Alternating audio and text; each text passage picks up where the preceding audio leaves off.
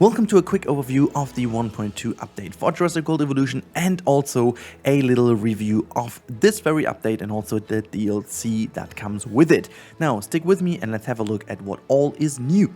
Okay, we gotta start things off here in the menu because there is one very big news, and that is the species viewer. You're going to find this to the top of all these tabs available. There is one new tab available, and you go in here, you've got the species viewer and you have got to enter it via this button. Just click it and then the species viewer is about to load. I gotta say though, the species viewer is one of my favorite additions. I never knew I needed, but now as it is here, I knew that I can't live without it, or I know that I can't live without it anymore. I'm gonna quickly go over it. So you can obviously choose all of the different dinosaurs available in the game. Obviously for you, excluding DLC dinosaurs that you don't purchase, for example. But if we go here, for example, to the different dinosaurs, you can see that we have different things. Now going in here for the Dimorphodon, you can see the patterns and stuff is right available for you, and you can cycle through the different patterns and go and choose your most favorite color combination and then have it ready for you to be checked out. You can also cycle through various animations. Just click the different animation tab and it's going to do this. This is also going to be very cool for some green screening, I assume. At least this is what I actually will try in the future. Quite sure I will. And you've got the different animations here ready for you. And one of my favorite things, you can change the light position and the rotation and also the height, which is very handy when it comes to making things. You can obviously also stop the animation right in that position, and you can cycle through different things as well. And hitting control will actually make the narration, I turned it off, but normally it will tell you how the dinosaur is going to be pronounced, which is very handy for me. So far so good. That's all about the species viewer. Now there's one big upgrade that everyone wanted, and now it's here. There's a huge change to the wonderful Sandbox mode. We still have all the Sandbox maps available, but now clicking at one will greet you with a new option in here. I'm just gonna go into the custom so I can show you. There are a lot of new settings. If you scroll all the way down, you can see now you can turn on tasks and research and whatever you want. You can basically customize your gameplay however you like, and you can even change the length of your task. You can even turn it completely off. You can turn the scientists off, which is pretty good because turning off the scientists means that you can just immediately get your dinosaurs and stuff. Speaking of which, in this new custom settings, you will also have all the dinosaurs unlocked from the very beginning that are available to you. That means all the dinosaurs that you have from the base game and potential DLCs that you purchased. You don't have to play the campaign, you don't have to play challenge mode. You'll have all the dinosaurs available, including all the skins except those skins that you get for special missions in the chaos and challenge mode, I assume it was, but these are just a couple of little ones. I think these are the original skins that you won't have, so for them you have to play that. But everything else, every other color combination, treats and stuff, you will have from the get-go if you turn off the research, which is on here, but you can turn it off, and doing that will give you access to all the buildings and all the dinosaurs from the get-go, and you can build whatever you want. Next up is the new decoration items and stuff. You can see in the background already a build that I did with these very new pieces. But before we go and over all these individual pieces, let me quickly show you the brand new decoration menu, because that has changed quite a lot. You click on decoration and now you don't have the sidebar. Basically what opens is a menu with different subcategories, going a lot closer to what we are what we do know from Planet Coaster and Planet Zoo, and also from the environment menu, because that's basically the same. And so now it's kind of cool, bit of consistency in here. You've got this new different tabs in here. You've got the lagoons, you got basically the signs, you got the decoration items for plants, you've got some planters and little, I don't know, decorative little planter thingies, and then you've got basically tools and all these kind of cargo things and just like some normal items, I guess. This is how I would categorize them, but it's pretty good to have these categories. Makes the whole gameplay a lot more efficient, makes it everything a lot more accessible, so it's really good. I love the update. And now let's jump over to the overview of all individual pieces. Now, I only put down all the new pieces so that you're not confused. This is not all the pieces, but these are all the new pieces. I kind of categorized them, so let's go quickly over. So first off, here are a lot of pieces that came with basically the new movie, I guess it is. This is all for the new Dominion and Fallen Kingdom movie. You can see these have also the signs of the wildlife and fish kind of, thingy. And you can see we have different cages, one of which we can know already. This is the TRex one. I remember that one. Different types of cages. We've got a lot of cargo with a couple of containers and smaller containers, a wooden kind of crest. You've got this gas tank or gasoline tank or oil tank, whatever that is. You've got a kind of facility crane. You've got is that like an air conditioning or whatever? Or is it also another kind of cage? This might be like a smaller cage for maybe a Velociraptor. I think that's the one they use for the Velociraptor. We've got a concrete barricade, which is pretty good. That makes a very good fence, I can tell you. We've got a solar-powered security cam, like a mobile cam unit.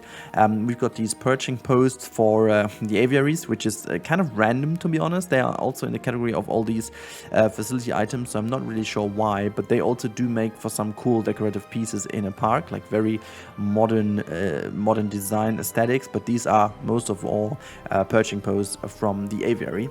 But yeah, so you can use them. And we've got different types of fences, tents and stuff, a little facility down here, like a carport or whatever it is, different variants of tents, and we've got the supply cart, whatever that is, maybe for people to go in, like staff rest or whatever.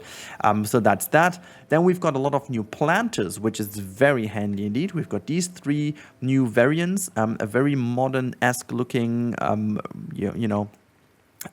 very nice colored, and this, what is that? Graphite look, kind of grayish tone, very modern concrete look. Then we've got the wooden one, and we've got the mixture from wood and concrete. Pretty neat. All come with one normal planter and one palm tree planter, which is kind of cool. Gives a bit of vertical space. If you watch my stuff, you know that I have been complaining about the lack of verticality in the game. This gives at least a little bit of verticality. We've got new signs for the Lagoon, the Pteranodons, and also Aviary Gyrosphere and Jurassic Tour, basically for all the tours. We've obviously got the special. I think this is one goodie they gave us with the original 1993 Velociraptor pen. You get this as a non-functioning but very nice looking decorative item. We've got a whole bunch of fountains, including these wonderful new planters with amber kind of thingies in. They are kind of cool because they are lit at night, so that looks really nice indeed. And then we've got a bunch of very random little decorative items, like this statue over here too, but this looks almost like a little canopy. There's one modern bamboo thingy. We've got a very much inspired by the Jurassic Gate lantern thing, which provides a little bit of light and stuff. Very nice indeed. And we've got the Spinoskeleton. Now, this is very neat indeed. You can see all of these things, but the best thing I haven't told you, which is going to show you now. One more thing I forgot is that all the tours now received a special gate. This is this gate over here, the Jurassic World gate, that comes now with the different tours as well. Remember, we had the Jurassic Park gate for the Jurassic tour, and now we have it also for the modern tour and for the Gyrosphere tour as well.